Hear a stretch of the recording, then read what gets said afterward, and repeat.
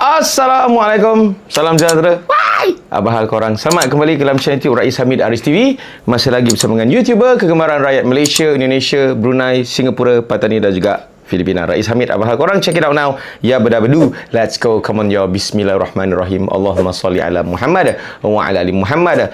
Allahu Akbar.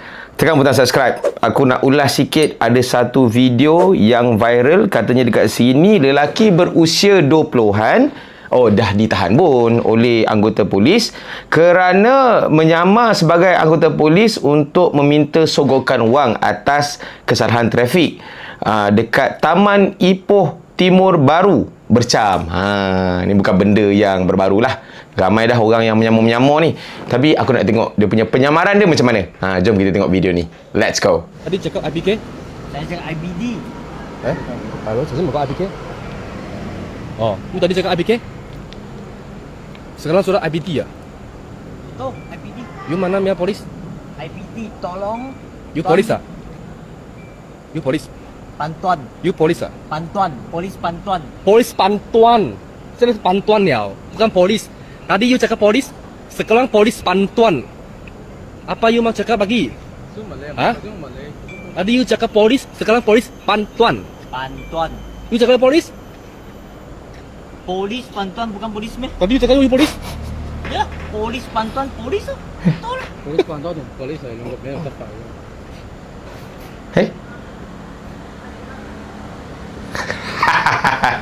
Đi cái衫咧係你嘅，我哋唔好喐。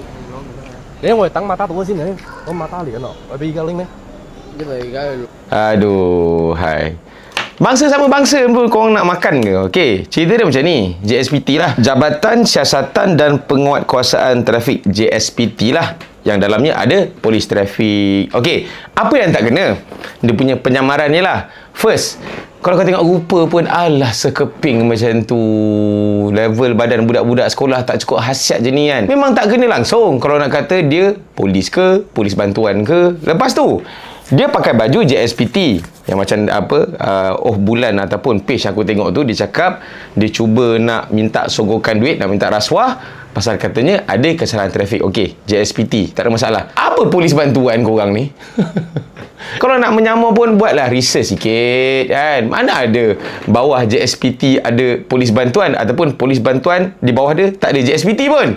Aduh, hai. Dan ini aku minta kepada badan-badan jabatan-jabatan yang bertanggungjawab pasal isu ni, yang orang kata pergi survey, pergi tengok, pergi siasat yang dekat online shopping ni, Shopee ke, TikTok ke, baju yang dia pakai tu sebenarnya boleh dapat dekat Shopee sahaja. Ni masalah ni. Bukan itu sahaja, termasuklah juga baju-baju yang ada logo-logo rasmi askar ke, darat ke, tentera udara ke, polis ke. Semua kah kau boleh dapat sekarang dekat online. Dan aku tahu benda ni memang ada penguatkuasaan lah. Memang ada undang-undang yang tak boleh jual baju yang ada logo rasmi. Kalau macam setakat baju ada tulisan polis, yang tu boleh lagi jual. Tapi kadang-kadang diorang ni biasalah degil, nak buat juga dan sebagainya dekat online, dekat Facebook, melambak-lambak. Bila ditanya, aku sendiri pernah approach, dia kata dia veteran. Ini kalau cerita pasal askar lah. Dia veteran, dia nak cari rezeki. Tak ada masalah. So, bila aku cakap, ada tak kebenaran daripada mana-mana pihak? Dia start dia punya ayat-ayat play victim dia. Ni nak kacau periuk nasi orang lah, orang lain tak bising, kau nak bising lah. Kau nampak tak impact dia apa? Orang boleh salah guna, dia akan menyamar. Dan orang-orang yang mungkin orang tua, orang yang tak tahu, dia akan percaya. Salah apa? Salah korang lah, penjual-penjual. Jadi itu salah satu benda yang penting yang perlu disegerakan penguatkuasaan dia supaya bantras. Siapa-siapa yang jual t-shirt ada logo dan sebagainya ni memang tak boleh, dan ada undang-undang pun kata korang tak boleh menjual dan korang juga tak boleh memakai, melainkan korang ada hak, korang ada kebenaran dan sebagainya. So itulah je aku punya video. Orangnya pun dah ditahan supaya semua dapat ambil iktibar dan pengajaran. Dan janganlah nak menyamar-nyamar. Wah, sekarang ni bangsa sama bangsa pun kau nak telan. Kalau korang suka dengan video ni, bolehlah share. Kalau ada sebarang komen, boleh komen dekat bawah. Jangan lupa untuk tekan butang like, butang subscribe dan juga butang loceng untuk notification video-video daripada channel YouTube Rais Hamid selepas ini. InsyaAllah, semoga semuanya dimurahkan rezeki, dipermudah urusan. Jumpa lagi dalam next video. Assalamualaikum. Bye-bye. See ya. Bantuan. Lidah bantuan. Tak payah keluar lidah pun. Polis bantu.